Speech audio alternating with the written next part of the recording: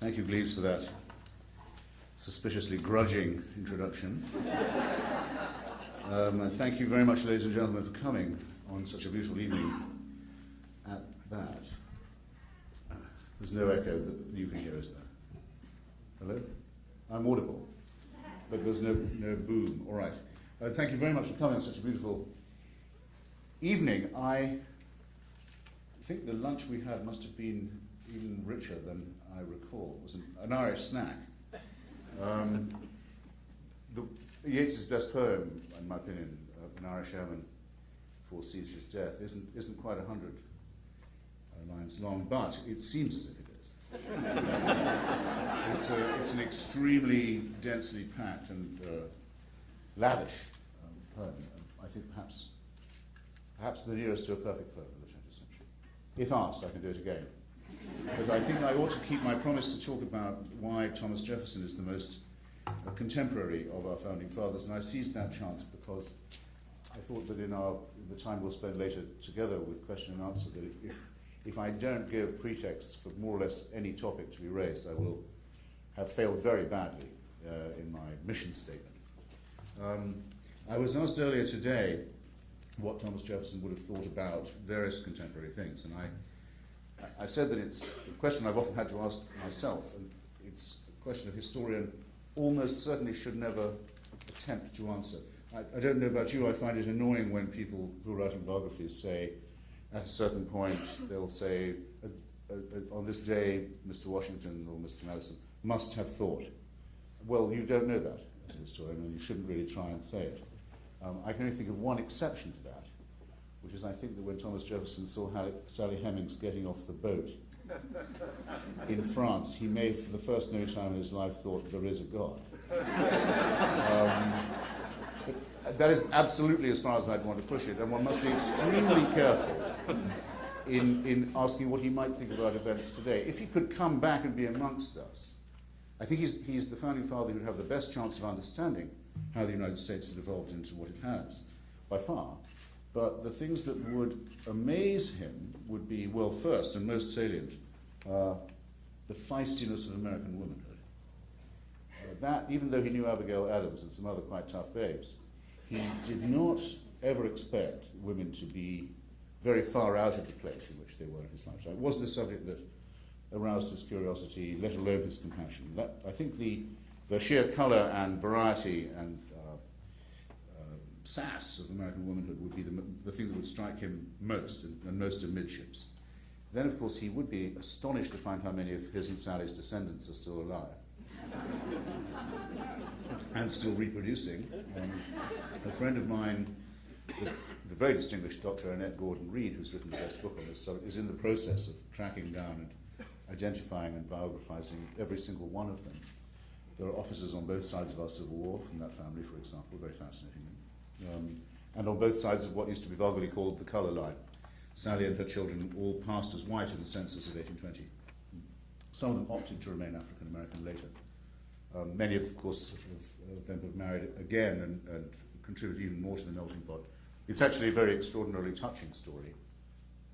It seems a shame to me that Sally Hemings is buried under the Hampton Inn parking lot in Charlottesville. I think it should be thought of to improve on that and recognize her as a founding mother. Anyway, that would certainly very much astonish Jefferson, and as would the idea that African Americans can be both emancipated and still on American soil. Continues to very much doubted. And finally, and I say this with some gravity in Michigan, he would look you in the eye with great reproach at the fact that Canada remains unconquered. And I have to take the opportunity while I'm here to say that what has the youth of Michigan been doing all these years? Is there no pride? Is there no...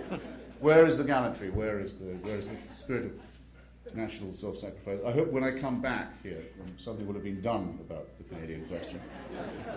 I plant this seed now. It is actually pretty outrageous that Her Majesty the Queen is still recognized as the head of state anywhere on the North American continent. I came here to get away from all that, as did most of your ancestors, and I leave the thought with you. Well, in order for us to approach Mr. Jefferson properly, I think one has to do it under it can be a mistake to announce how many headings I'm going to speak under, but I will let you know, and I'll be as terse as I can. 4 of them. The Enlightenment, nation building, war and revolution, and slavery. And to start with the Enlightenment, I think one could say that if 18th century Philadelphia was not exactly 5th century Athens, it was nonetheless a very remarkable city at a very remarkable time and a magnet for all kinds of talent, not just intellectual and philosophical, but practical and medical, if you like, scientific. To it were drawn people from all over the world. My favorite example would be that of Joseph Priestley, who I think can really lay claim to having discovered oxygen, who, when his laboratory was destroyed, his profane instruments were destroyed by a mob of Church and King, the Tories, in Birmingham, for his Unitarian opinions, his heretical views, his support for the American and French revolutions. In other words, he was burned out in his laboratory, destroyed in his own country. He took ship and came to Philadelphia, where he was made extremely welcome and became a major contributor to the life of the city. Thomas Paine was wafted over to Philadelphia in the same way. The most unacknowledged of our founding fathers, subject of my next book, with a letter from Benjamin Franklin in his pocket recommending him to people, and very soon became part of the ferment of the bookshop and cafe and coffee house and ale house culture that was to lead to the incubation of the artisan form of the American Revolution and the wonderful pamphlets that led to it. Benjamin Franklin, of course, is the senior citizen of all this, and Thomas Jefferson, Benjamin Rush, a great physician, are others. The polymathic nature of Mr. Jefferson is what has to strike anyone who reads about it, let alone someone who tries to write about it. This is a guy who could have been, well, very nearly was, and in fact was for a time, a very excellent lawyer. He could have been the greatest lawyer of his day very easily. He could have been and was a very great architect. He was a very distinguished botanist, exchanged clippings and cuttings of plants and flowers from all over, and understood grafting and other matters which I must say I don't. Though he was good at viniculture, which I do have an interest, and though Virginia wines are still not yet quite up to snuff, they're a lot better than the Connecticut Chardonnay, I can assure you of that. You know there's a winery now in every single state of this union? I think that's something we should all be very proud of. That wasn't true. But he understood a great deal about how to transplant grapes and matters of this sort. He was able to advise Dr. Jenner, the man who discovered how to inoculate people against the great scourge of the day, smallpox, on how to transport this vaccine without it losing its potency by finding a means of keeping it cool for transport. He, of course, had to fight off people like Timothy Dwight of Yale, Dr. Dwight, still a celebrated divine for some reason, who said it was wrong to try the cowpox inoculation because it would be an interference with God's design. And I suppose if you believe in God's design, smallpox has to be an integral part of it. It's not designed by anybody else, which is a theme to which I must return in a second. When a matter of a treaty on the whaling industry needed to be resolved, Mr. Jefferson was involved in the negotiation of it. He wrote a treatise on whaling in order to be sure that he was fully informed on all points. I'm acutely aware that I've left out a couple of his other attainments. Well, I should mention one very salient one, paleontology. He lived in a pre-Darwinian time, and he and other early paleontologists like de Buffon in France spent a lot of time wondering about things that we don't have to wonder about. How did the seashells get so high up on the mountain, for example? They had no means of knowing this, but within the limits of a pre-Darwinian world, he did a great deal of work on what a Darwinist would easily recognize as origins of species and on the age of the terrestrial globe. He was an excellent writer, I need hardly add. He designed one of the first copying machines, multiple pen machine, and of course would have been a marvelous librarian. The Library of Congress is still built, in a sense, to the model of indexing and reference that he designed for his own library in Monticello. A real Renaissance man, in other words, and a real man of the Enlightenment, by which I mean that what was being gradually apprehended by all of these medicine men of medicine, scientists, innovators, engineers, experimenters with electricity and lightning and so on, was that it was no longer possible to believe that we were simply at the mercy of the elements or of some capricious divine plan, that within our grasp it suddenly appeared to humans really for the very first time, was the possibility of improving our nature and our lot, not as a dream and not as something to be done by exhortation or self-penalization, but as an actual project, an enlightenment project of spreading knowledge and information to raise the floor upon which humanity had been dwelling. And this was of the very first importance in incubating our revolution and in forwarding the ideas of the Enlightenment in the New World, and we're rightly grateful that such an extraordinary constellation of talent and industry was all available at one place at the same time. And a very important conclusion that followed from this self-emancipation of humans by knowledge and science and other fields of endeavor, the realization that there was such a thing as a germ theory of disease rather than an evil spirit theory of disease or a curse theory of disease, for example, was that they had to reconsider the place of the divine in the cosmos. I think I can say pretty certainly that Alexander Hamilton was the only one of the founding fathers to have a priest at his bedside when he died. And that was because there was a squabble among the priests as to who should attend him in his last agony as he died from Aaron Burr's bullets in his abdomen. And there was also a squabble among some priests who said that they wouldn't attend the bedside of a man who had engaged in dueling. So the vulgarity of that hardly makes a very grand exception to my general rule, which is these men were not Christians.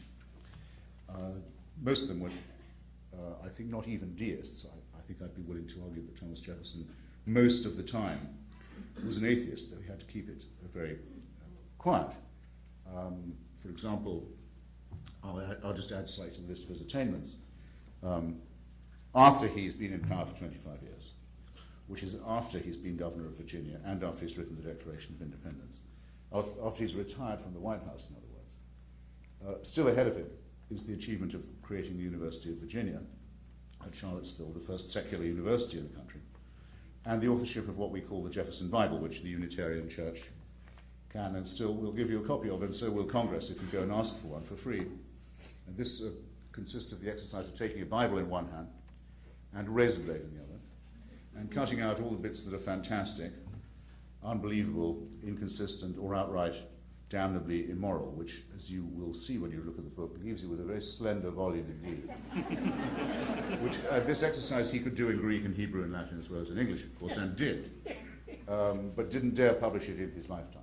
When asked why he was doing it, said he was trying to think of a simplifying Bible to help to convert the Indians, which showed that the other thing that can be depressing about writing about Jefferson, which is in general the absence in him of any very highly developed sense of humor, wasn't completely absent. When present, was very dry indeed.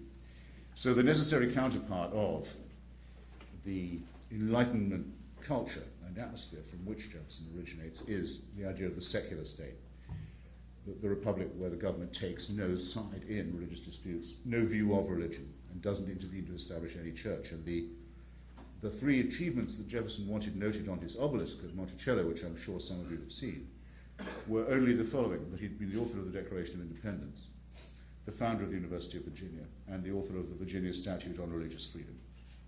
He didn't think it worth mentioning that he'd been Secretary of State, Vice President, and twice President of the United States. Only those three achievements. And of the three, I think the third may be the one of which he was the proudest, because the Virginia Statute on Religious Freedom, which says that in place of a state, Virginia, that had tithed people only to support the Anglican Church, the Church of England, there would not instead be, as Patrick Henry and others had suggested, a state that supported all churches out of tithes. Everyone had to pay to support all churches. Instead, there would be, logically and philosophically and morally correctly, a state that supported no churches, left them to support themselves and protected them from each other and everyone from anyone who didn't want to go.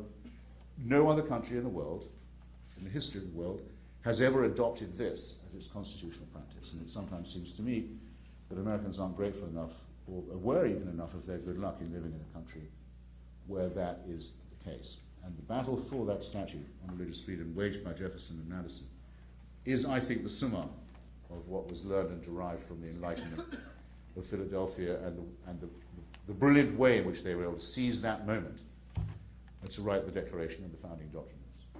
and make sure that we are heirs to this day of that Enlightenment moment. So that's under that heading, and I hope it might elicit a question or two, or a comment. On the question of nation building, it's somewhat equivalent. Jefferson thought that the United States should be a strong country in order to defend these Enlightenment ideas from the encroachments of barbarism and from the existing empires that still dominated not just Europe, but the Atlantic and most of North and South America. Remember, in his day, when he first became president, the United States was to North America roughly what Chile is on the other side of the continent of our southern cone neighbor. In other words, a long, thin, littoral country running north-south, clinging to the coastline just between the mountains and the sea. The United States could have ended up looking like that. Jefferson was absolutely determined that this not be the case, that there be as much expansion as possible of the ideas of the Constitution into the new territories and the expansion of population, the encouragement of people to reproduce and to have the fortitude and the optimism to move out and spread the word.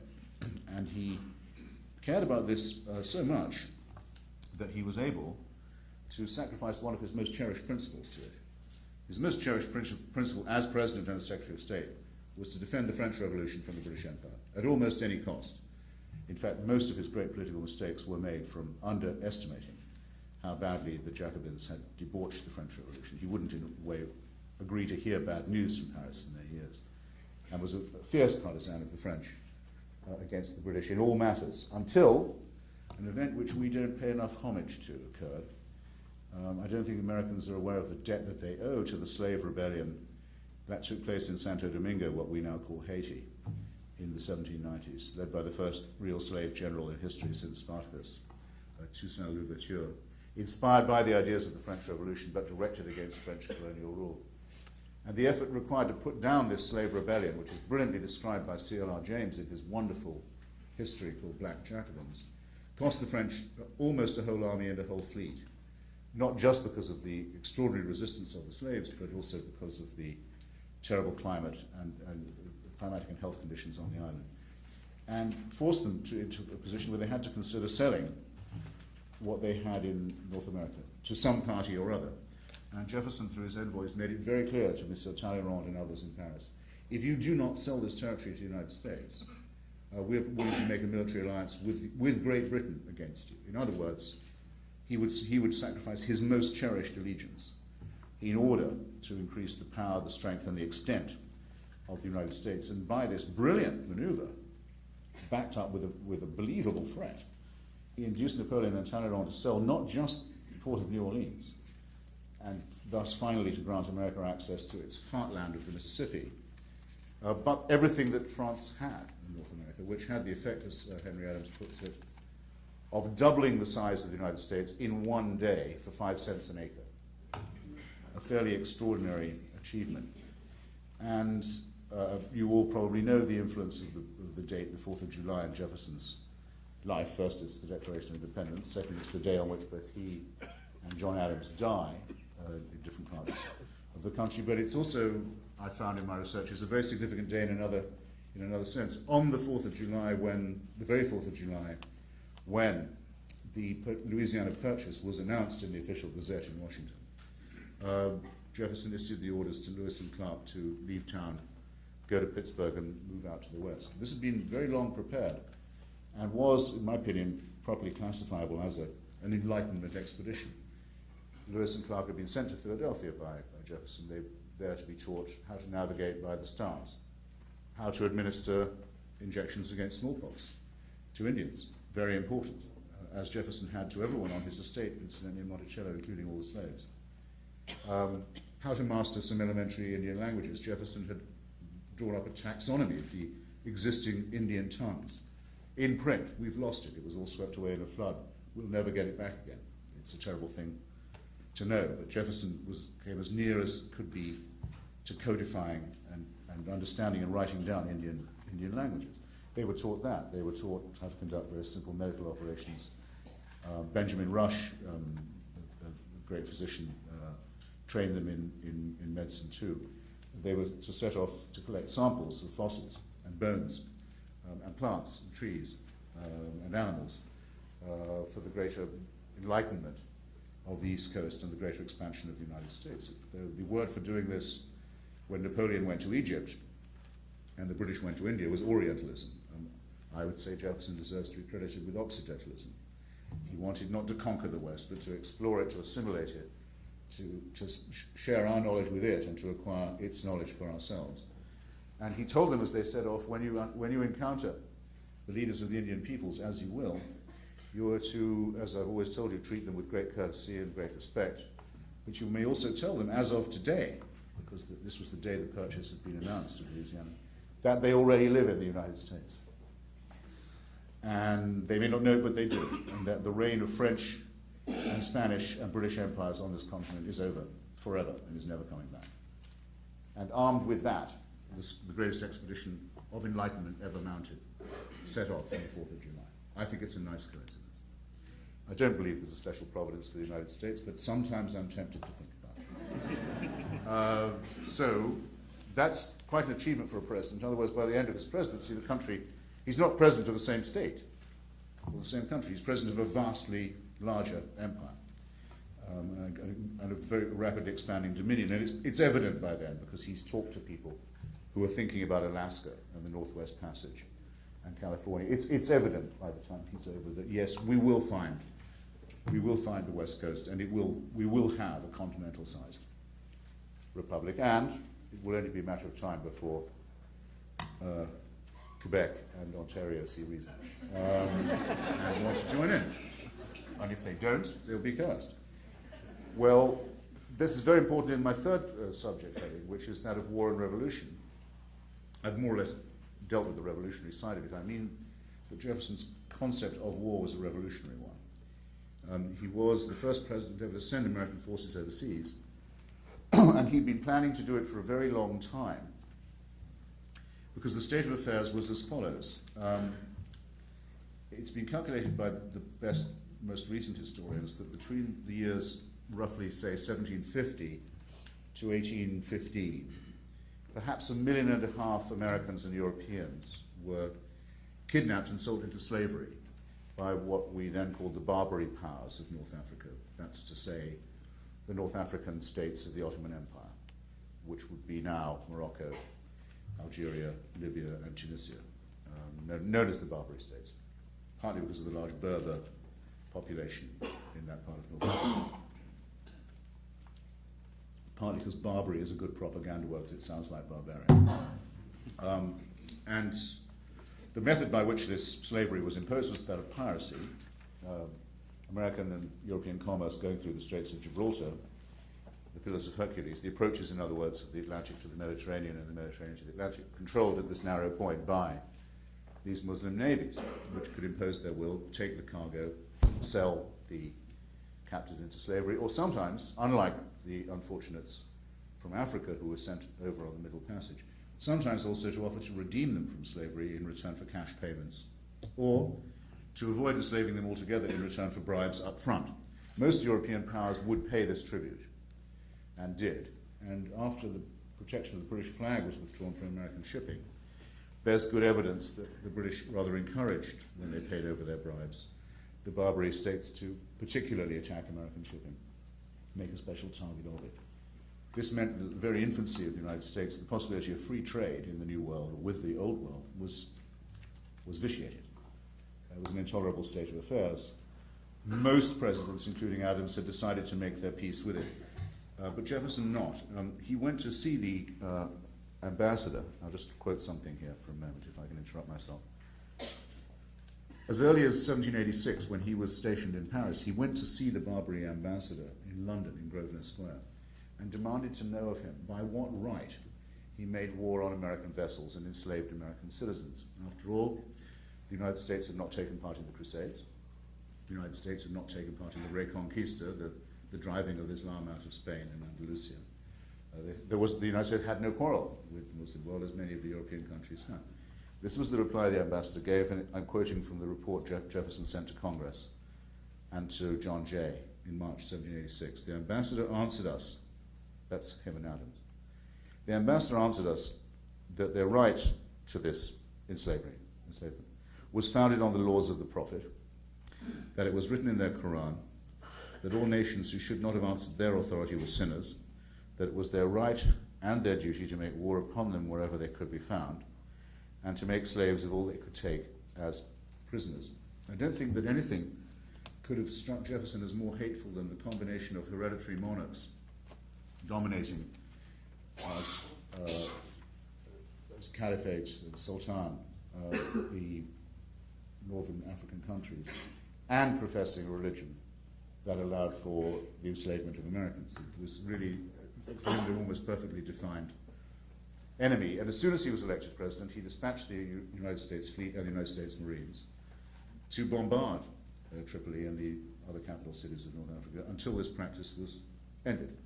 And it was actually an extremely successful expedition. Within a very short time, not only had the forts and vessels of the Barbary pirate states been reduced, especially in a very famous encounter that somebody would have read about with Stephen Decatur's a great battle in the harbour. But the more important, perhaps in some ways, the British fleet and the French fleet and the Spanish fleet in the Mediterranean and the Atlantic suddenly noticed there was a new power on the other side of the world, and that it was a naval power, and that it had a very efficient and deadly Marine Corps, and that it wouldn't be pushed around, in fact could not be. And this was a lesson that they had not hitherto had any cause to assimilate. So though Mr. Jefferson did not go for regime change exactly in these Islamic theocratic terrorist countries, he did insist on policy change and on enforcing it at Cannon Point. And so righteous was he about this that he didn't think there was any real point in troubling Congress with this bothersome matter. Didn't inform them that he sent the expedition until it was so far out to sea that it could not be recalled, thus stilling the chance of Federalist opposition and doing his favourite of all things, the fait accompli, as with Louisiana, so that by the time anyone wanted to complain, it was too late.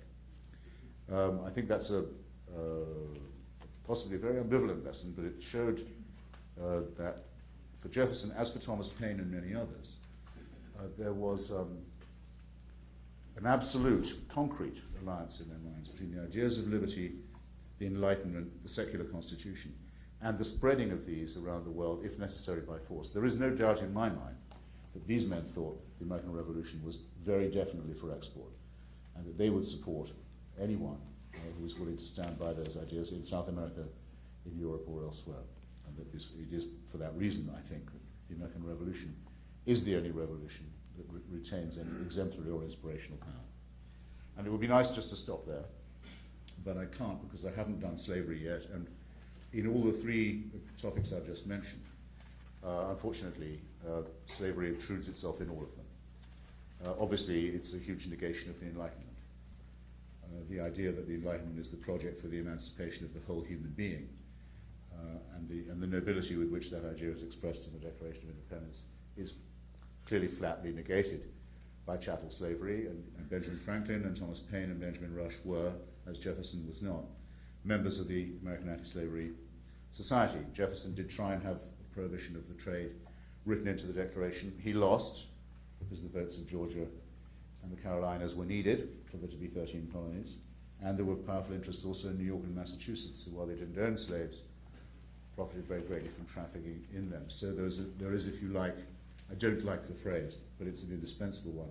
There is an original sin at the beginning of the American Eden, and it's a sin that's very, very hard to efface. So obviously this qualifies and compromises what one wants to say about the Enlightenment, and it's true also in Jefferson's own personal life, that this issue of chattel slavery runs through his own garden, his own living room, his own bedroom, in a way that was, well, unmistakable. It also affects the question of nation building, because when Thomas Paine, who'd had the idea of the Louisiana Purchase, Jefferson may have had the idea independently, but Paine certainly wrote him a letter on Christmas Day, urging him to take advantage of French difficulties and make what he called a moneyed proposal to Napoleon to double the size of the United States, added to his friend and to the president that this created another opportunity. The United States could be begun again, so to speak, could be made over anew, and this time no slavery should be allowed in the new territories. And Paine begged the president and said, please don't allow any more slaves or any more slavery in the Louisiana territories. Send some thrifty German Lutheran immigrants, get them to break the soil, and give the freed slaves, the ones who are there already, who've been toiling for other nations, give them land of their own, 4 acres and a mule, as it were, avant la lettre. Give them a break, give the sons and daughters of Africa a new deal. Joel Barlow, another great friend of Jefferson's, urged very much the same point in very much the same terms. But just as not all machinery that's labor-saving and productive is liberating, just as Eli Whitney's cotton gin had actually made slavery more profitable by making cotton more profitable and easier to bring in, so that the Enlightenment and machinery and technical innovation don't all run one way. So it wasn't the cotton lobby, but the sugar lobby that won in Louisiana. Somebody had to get that sugar cane in. Otherwise, Jefferson feared other Caribbean countries would outdo the United States in the sugar business, and that meant keeping the slaves at work. And indeed, worse than that, unloading new ones at the port of New Orleans, a discovery that when it was made very nearly broke Thomas Paine's heart. So not only was the original sin, the original stain, spread and extended, but by the carving of new states, and the cloning, if you like, of new states from the Louisiana Territory, which began very quickly, the momentum was begun by which, by the time Jefferson died, the number of slave states in the Union was approximately equal, and finally, as you know, with Missouri Compromise, became equal to the number of non-slave states. And at that point, we know that one of Jefferson's legacies to us is going to be the Civil War. And that later presidents and later Americans will have to deal with what he's left behind us. And it's no story, no account of either of his enormous importance in our history or of his immensely contemporary relevance would be complete, I think, without that, and without some reflection on how, personally and individually, this subject was imbricated with his own life. The great poet Horace used to say, De te fabula narrator. No, he used to say, to be exact, mutato nomine. Mutato nomine et, de te fabula narrator. Change only the name, and the story is about you. Well, ladies and gentlemen, this story is about you and about all of us, and I hope we'll have some time to discuss it further, and I'm very grateful to you for coming. Thank you.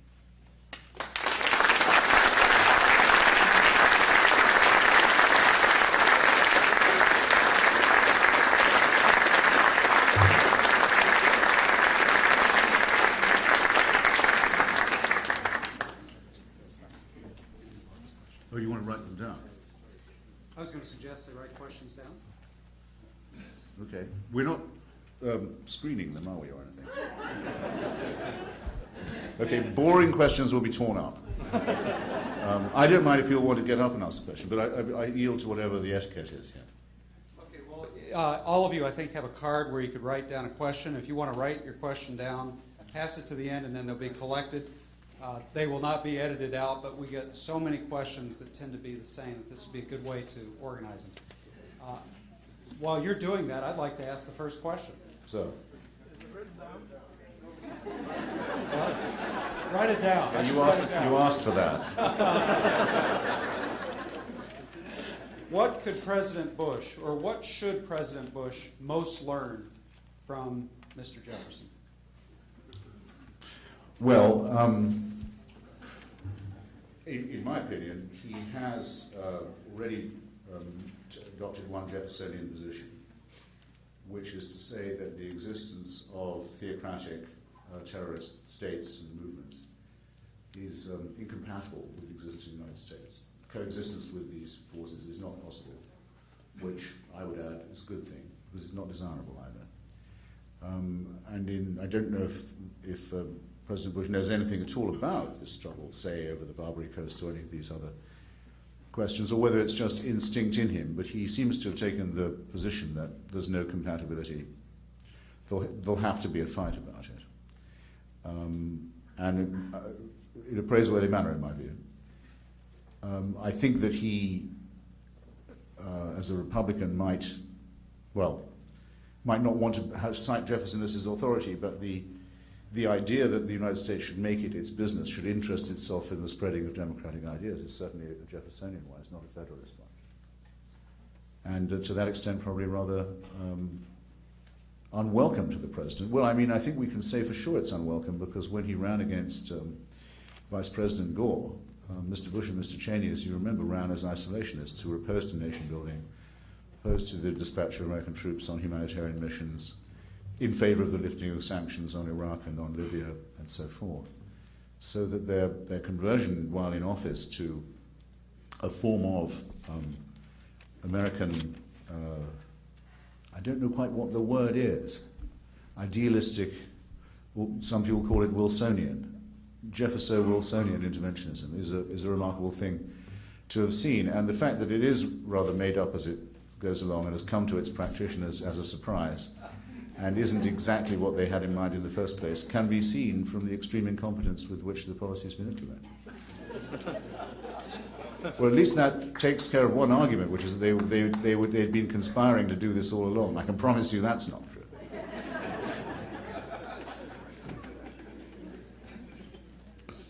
Here's a question about, is the current war, is a clash of civilizations inevitable into the future between Islam and the West?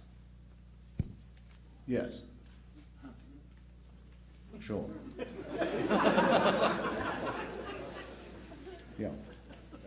There's no. Let me put it like this. Some people say, in fact, there's recently been what's, I think, preposterously called a national intelligence estimate about this. Estimate is certainly the right word. It's not in any sense a finding. It's a piece of subjective impression mongering, but anyway, the finding or the whatever the word I'm looking for, the estimate is that a great number of Muslims are annoyed by our policy, and that thus, and violently so, and thus we are, to a certain extent, a word I also distrust, less safe. Quite how safety is measured in this, or by what means it's estimated, is quite beyond me. I mean, it seems to me, if one asks a question like, does going to war make one more safe? One asks a question that is flat out incoherent, and will elicit, if asked, stupid answers, which is what we have been getting from our intelligence community, in any case, for the last 2 or 3 decades. However, let's say, all right, we should take care not to make enemies. Well, what care would we have to take? Let me give you the instance of Denmark. Small northern European democracy, multicultural, open-hearted, large immigrant population, no history of imperialism in the Middle East, spends most of its diplomatic efforts and money in the region on helping the Palestinians, has its embassies burned, its diplomatic immunity violated, in countries, by the way, in the capital cities of dictatorships that normally don't allow demonstrations of any kind. Danish embassies are put to the torch. Random Danes and other Scandinavians who might look Danish are hunted down in the streets and killed. Danish diplomats are violated. A conscious, very well-organized attempt, supported by several leading Arab governments, is made by sanctions and boycotts to destroy the quite vulnerable Danish economy, and so on. And what is the ground of grievance here? That the Prime Minister of Denmark will not break Danish law by intervening to stop the publication of cartoons in an evening paper in Copenhagen. Now, that's all it takes to make enemies, you understand. And it seems to me that people who say let's not make enemies under these conditions are being flat out masochistic. Sure, we can avoid their ire, just as long as we're willing to destroy everything that makes our society different from theirs. Well, I'm not ready to do that. I'd rather fight it out, if it takes all my life. Okay?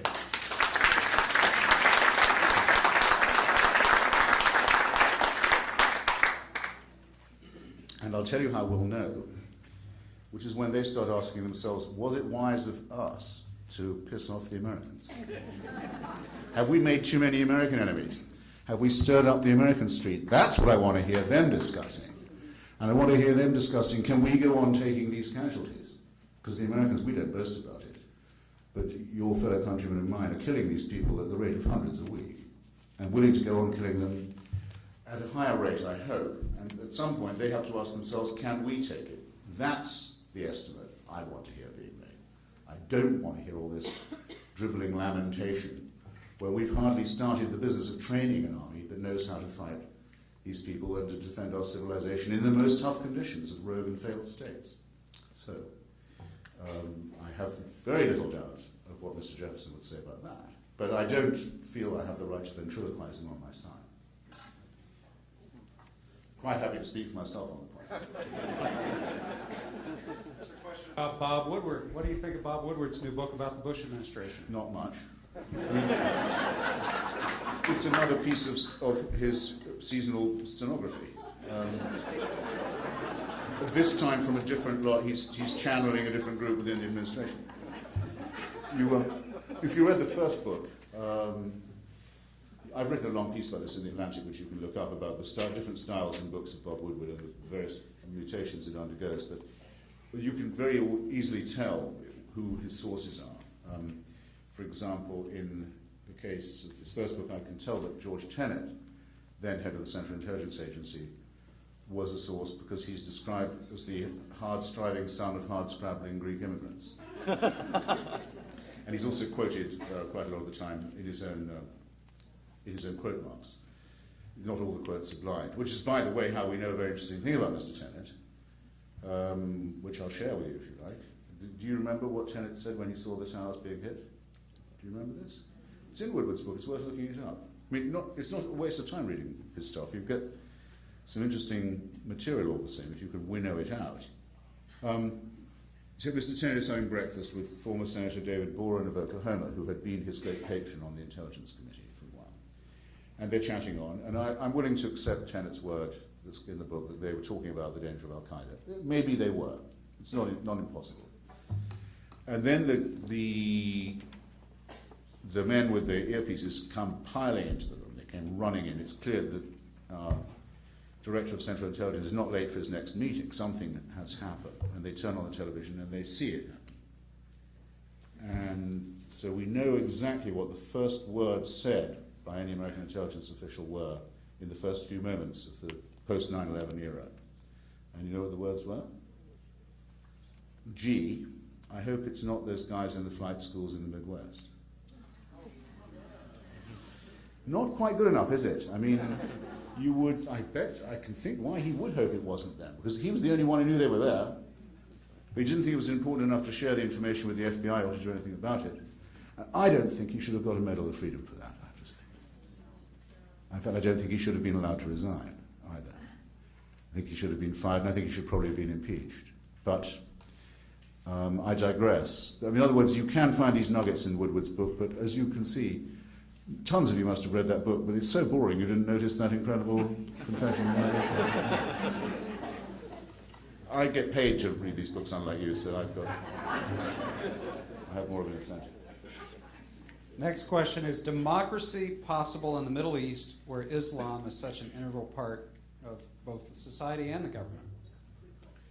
Well, I agree with Jefferson that there's something antithetical between religion and democracy in any case. And religion and enlightenment and the other things that you need for a democratic society, because I think that the principal thing is secularism, and it is a lot harder to convince Muslims, or can be a lot harder to convince Muslims of the importance of the secular for two reasons. One, they claim that their revelation, the revelation to their prophet, is the last and final and irreplaceable one.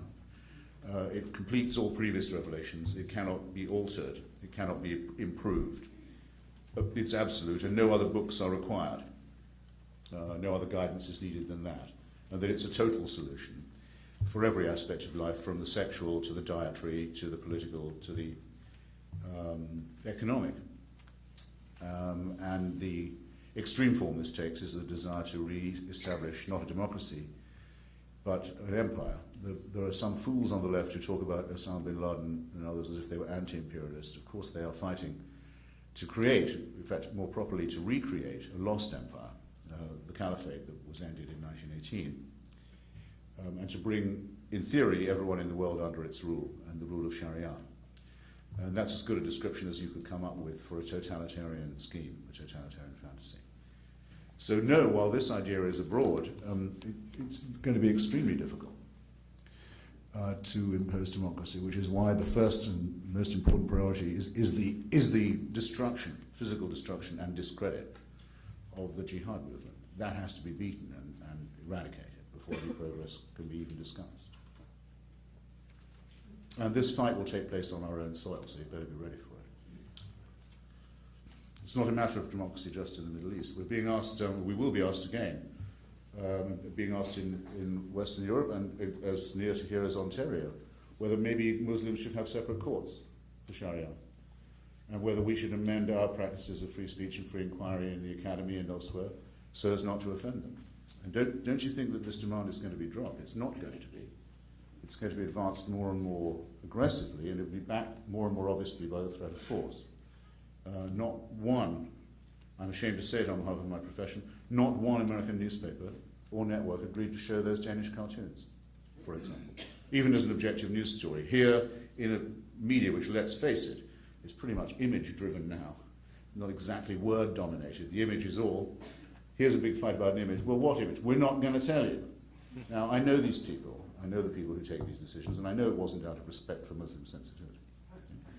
It was out of sheer fear. In the United States, publishers of CNN, Washington Post, people I talked to, openly saying they were afraid to do their jobs, and plausibly so, and crying before they were heard. So don't think it hasn't started.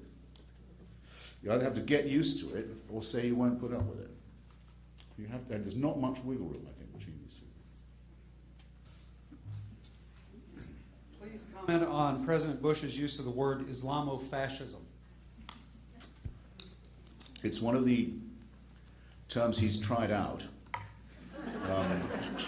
because we haven't got yet, maybe we don't need a name for the war.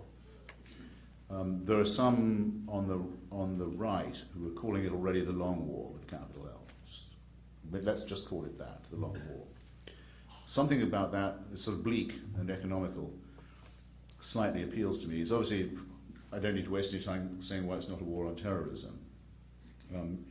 It wouldn't be true to say it's a war with Islam because it's the product of a civil war within the Islamic world where the extremists are trying to conquer first their own side, their own people, their own co-religionists, that's to say. Just as most of the victims of the Taliban were Afghan, not American. And most of the victims of jihadism in Iraq are Iraqi, not American. They hope to reduce their own population to slavery, and they hope to do it partly by impressing them with their willingness and ability to fight with us. So to encompass all that in a word is very, very difficult. I wrote on, I'm sometimes blamed for this currency, the currency of this coinage. I wrote immediately after September the 11th that I thought what had happened in New York was fascism with an Islamic face. Again, you can't say that every time. So some people have collapsed it into Islamofascism and said that I invented it, which I didn't. But I would justify it as a resistance to the totalitarian in the way that I just described, the caliphate and the Sharia law and the imposition of laws on every aspect of human behavior and conduct as implicitly totalitarian. And aggressive because it mandates war against unbelievers. So it's a society organized for war. It doesn't say we just want to do this to Muslims. It says we want to spread and conquer. It is to say that it was infected with the most toxic forms of anti-Jewish paranoia would be the least one could say about it. These people have absolutely in common with National Socialists and Fascists. They believe in a secret, all-powerful Jewish world government headquartered in the United States. That they believe in the worship of one leader and the study of only one book strikes me as suggestive as well. The alliance that it allows between the extremely rich and the extremely poor and downtrodden is an exact replica of the exploitation of unemployment and misery and ignorance by the powerful cartels and generals and aristocrats in Germany and Russia and, Germany and Austria and Italy. Speaking the language of populism when it suited them, strikes me almost classically fascistic, and I'm sure that now I've got this far, some of you can think of some parallels as well. It's not at all like fighting the Cold War. You're not up against an enemy that understands self-interest and self-preservation. Indeed, the most frightening and I think the most reassuring thing about it is that, like fascism, it's extremely irrational. It has a cult of death, for example. It's not by accident that suicide is its most consecrated act, its most exalted act. It is highly superstitious and irrational, and it makes insane decisions. I don't think that any one of bin Laden's acolytes can now really wish that they had attacked the World Trade Center. They didn't know that within a very short time they would lose the two governments in the region that most favored them, that so many of their militants would be dead or in prison or on the run. They expected the United States to buckle very easily. That's why it's very important. I think it's the duty of every citizen to make sure that the rumor that the United States has no stomach for a fight and is run by mere hedonists who care only for their recreations and their most recent headlines and has no will to resist. It's very, very important that everyone think of their own way of disproving that proposition. Is the United States an empire? And if so, what kind of empire is it? I've always argued that yes, it is an empire, and both in the positive and the negative sense of that term. Empire of liberty was what Jefferson wanted to call the United States. It was one of his terms for it. He wanted, in other words, to have a continent-sized country that would be a democracy, and he thought that its boundaries could be quite wide. I mean, Cuba could easily have been a part of Jefferson's union if he'd had the means to do it. Sometimes wonder if it wouldn't have been better than having Cuba as a semi-colony, which was the solution actually adopted. That Cuba got batted around between different empires and had no real autonomy or independence of its own, could always be invaded or have a puppet government installed against which it rebelled, and making the full step of transforming that into a Stalinist state. I mean, really, I can't think how Cuba could be any worse off if it had been American to begin with, but American imperialism of the other kind that just says, well, we'll treat Cuba as a semi-colony as part of our backyard, has been a complete disaster. So in either declension of the term, empire is involved, yes. It means that you feel you have a right and sometimes a duty to interest yourselves in the societies and the economies of others. You have to be quite an arrogant son of a bitch to think that, but I mean, where would America be without arrogant sons of bitches?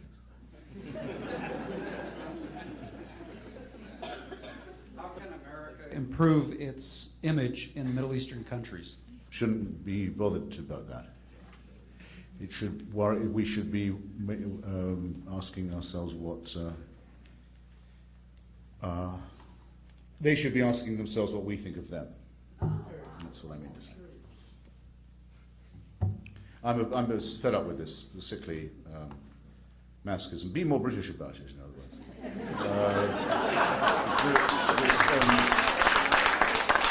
I mean, my line on this very simply being that it's absolutely no better to be English. Absolutely no better. But really absolutely no worse, okay? And you don't have to worry about whether people like you or not.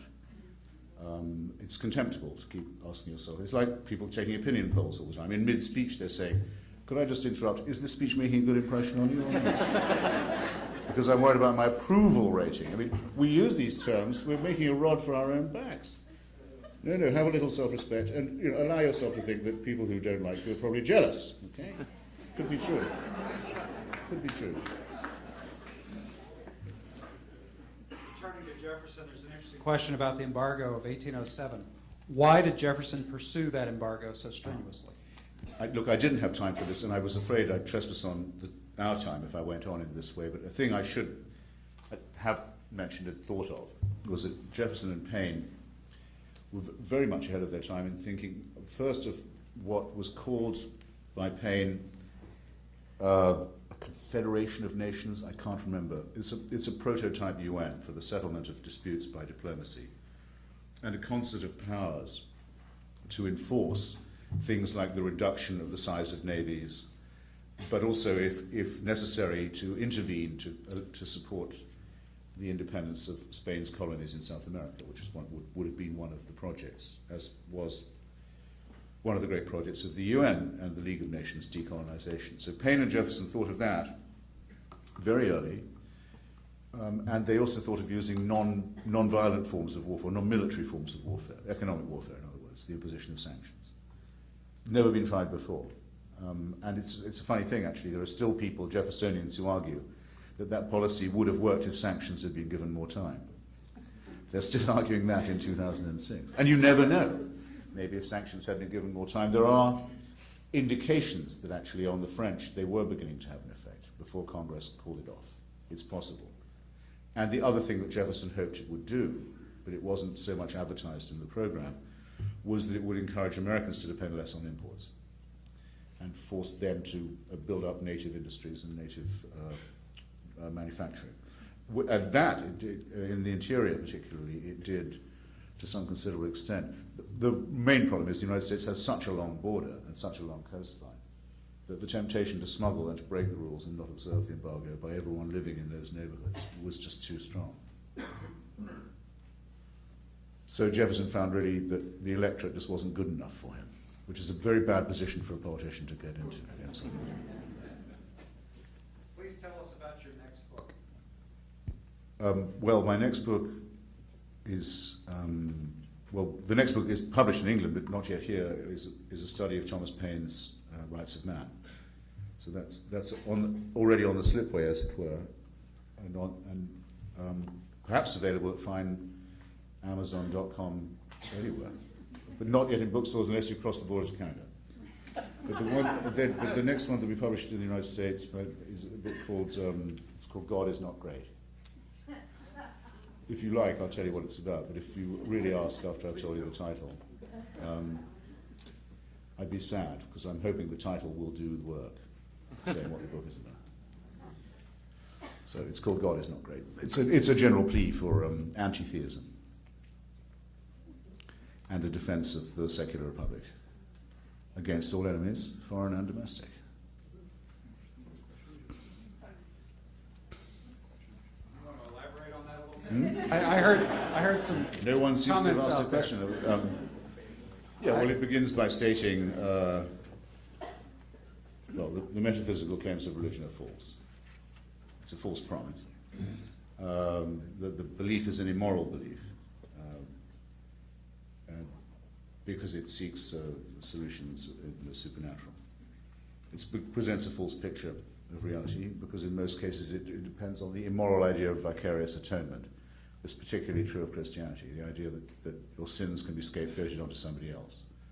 In other words, the abolition of personal responsibility in favor of a false promise of eternal life, which would take the form of eternal slavery. In other words, you have in this eternal life only the right to pray as the dear leader. I've been to North Korea. I described my trip to North Korea, a country where the president is a dead man, the father of Kim Jong-il. Kim Il-sung is still the president. Kim Jong-il is only the head of the state, the party and the army. The head of state is his father, his late father. So North Korea is a kind of a necrocracy, if you like. Mausolocracy or thanatocracy. But if you notice when you're there, it's only one short of a trinity that runs this dump.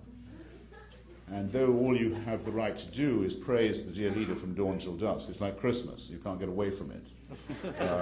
Everywhere you go, every theatre, there aren't many theatres, every cinema, there aren't many cinemas, every workplace, every school, nothing but endless praise. And now I know what it would be like.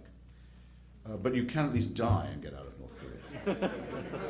Whereas what religion wants is for you to be under total and complete and permanent, inescapable surveillance from the moment before you're conceived till way after you're dead. Now, I ask you, who wants this? Who wishes that was true? Who wants a celestial North Korea? It's a disgusting idea. Oh, good. It's a disgusting and immoral and indecent idea. It's very good, therefore, that there is absolutely no evidence that it's true. In fact, all the evidence is the other way. So I then produced some of the evidence, and then it's quite anti-Semitic, this book. I think Voltaire was right everything is a plagiarism of Judaism. The Jews come out of it very badly. Sorry, chaps. Apologize to my mother, my grandmother, my wife, my daughter. But the Quran is even worse plagiarism of Judaism than the Bible is. But where everything went wrong is Hanukkah, if you want to know.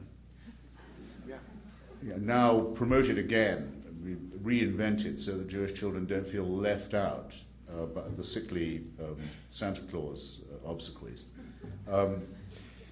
That's the date on which the Maccabeans rose and put down the Hellenized Jews. The Jews had basically given up on sacrifices of animals. Some of them had given up on circumcision, were looking towards Rome and Athens, were beginning to have, as it were, their enlightenment. And the Maccabees rebelled against them as traitors and Roman quislings and slaughtered them, and very cruelly restored the barbaric rituals of sacrifice and circumcision. And that's the worst day in human history, because if that had not happened, or if the Hellenists in Palestine among the Jews had won, we could have skipped the whole thing. There'd be no Christianity if they'd won. There'd be no Islam. There would have obviously been cultish and barbaric religions and so on, but we would not have had the connection broken between our civilization and the civilizations of ancient Athens and the Mediterranean. We wouldn't have blotted out the Mediterranean light from our society as we did for so many years of the Christian Dark Ages, from which we have not yet recovered. So there's that, and then I say what I think about the Quran, which is currently the most dangerous religious text because it does make this extraordinary claim to be the last and final and exclusive and unchangeable revelation. And that obviously has, as I've already told you, the most incredibly dire consequences. And then, oh no, it was much more. And then I'd say what I think the better tradition is, and a large part of that is the work, well, ever since Democritus and Epicurus and the first people to work out that there was no God and that the cosmos is, and we are made of atoms, all the way through the Enlightenment, Jefferson, Paine,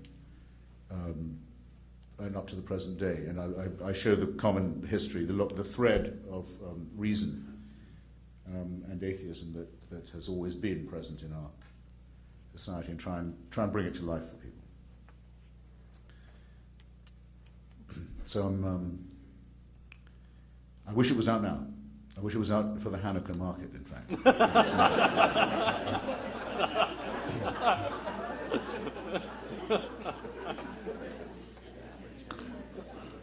Speaking of markets and political markets, who would you like to see run for president in 2008?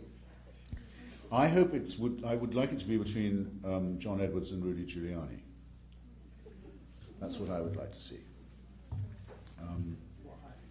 I think Mr. Edwards, who I know slightly, and his wonderful wife are good people who are in politics for good reasons. That's very important. The only thing I've really learned from studying politics for 25 years in Washington is that the only thing that matters is character. I used not to think that, because like you probably, I used to nod, as perhaps some of you have, when you hear someone saying, well, let's discuss issues, not personalities. It sounds good, doesn't it? Sounds right, almost. Complete rubbish. Someone can say, here, I've got a healthcare plan, this is my issue. And you can vote for them on that basis, but he doesn't have a healthcare plan. Right? He'd said that, so you'd vote for him. Right? What you didn't notice was what he couldn't change, which is he was a howling shit. Psychopathic liar, and that's an issue. Don't tell me it's not an issue. If you elect a dolt or a crook, it is an issue. Whereas the other stuff, they can change, believe you me. So keep an eye on the character question. It's the only thing a voter can make a really informed decision about. And it's the one thing they can't change about themselves. They're stuck with that, try as they may. And most people can get, I think, a fair reading of a person, though I sometimes wonder about this, because to me, looking at, say, the face of Richard Nixon, it's as obvious as the reason why a child does not reach out to stroke a wasp. You don't have to teach your children, don't be petting the wasp. They know not to pet them. But I know people who voted twice for Richard Nixon and twice for Bill Clinton, where if you can't see written on someone's face what's coming, then I don't know. I can't help beyond that. But Edwards is a good guy, he's in politics for good reasons. He listens to his wife, who's very smart and very principled. And Giuliani is mean and and rough. And I think we may need someone mean and rough at the helm, since I do quite genuinely believe that the Defense Department's name should be changed back to the Department of War. In fact, we should have done that already, and a few other things too, just to make it plain that there's no going back on this and there's no compromise available. So it probably would be good to have someone with a bit of bile in them, because it's actually quite difficult to fight a war if you don't in some sense relish the idea of it.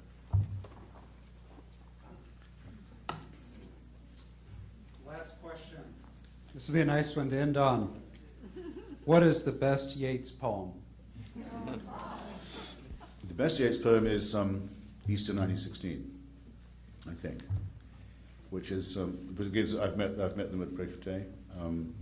It's the poem he wrote to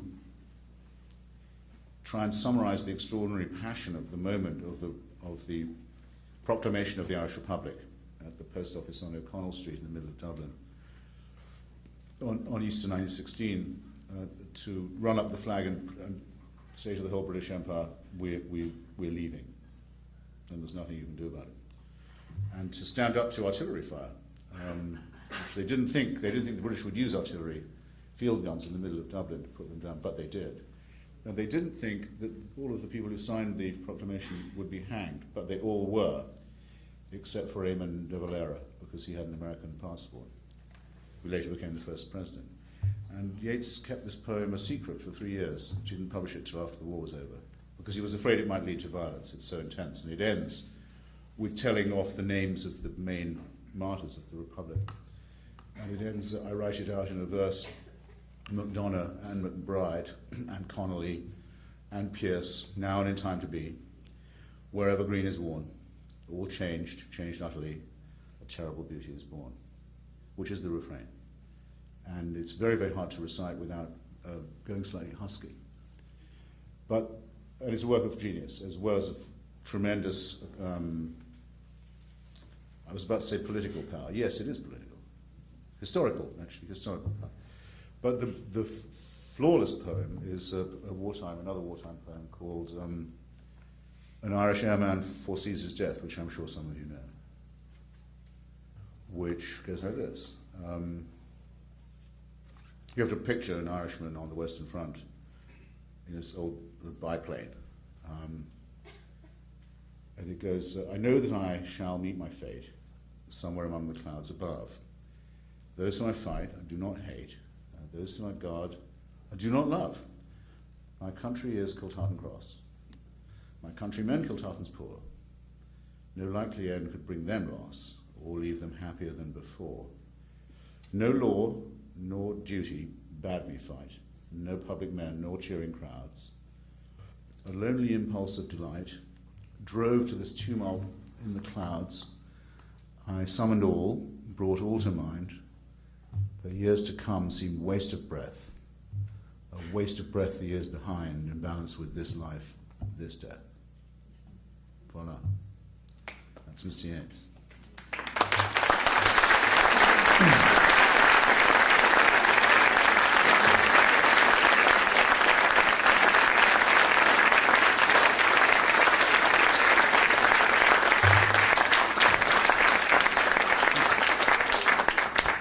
Thank you, Christopher Hitchens. Thank you, ladies and gentlemen, very much. Christopher Hitchens will be available to sign books that are available out here for purchase. Yeah, no, I'm not going to be nice to anyone who hasn't got a receipt, sorry. This is America, okay? The pro bono bit is over. So, see you out there. Thank you very much. Have a safe drive home.